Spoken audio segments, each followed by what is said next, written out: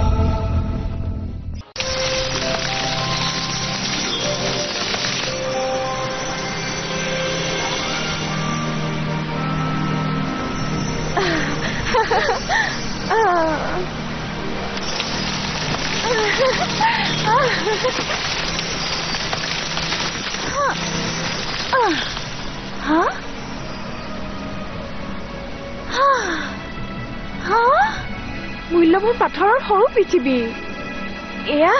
এয়া বহুত ধুনীয়া